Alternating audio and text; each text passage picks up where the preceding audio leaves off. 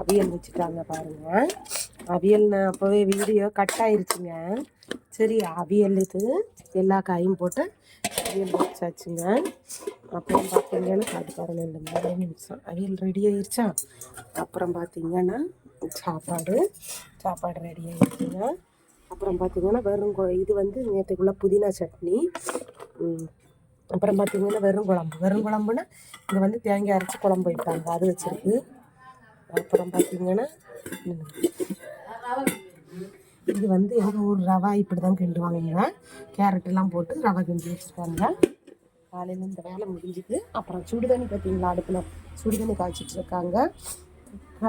முடிஞ்சால் லைக் பண்ணுங்கள், ஷேர் பண்ணுங்கள், கமெண்ட் பண்ணுங்கள், பெல் பட்டனை கிளிக் பண்ணுங்கள், சப்ஸ்கிரைப் பண்ணுங்கள் மறக்காமல்.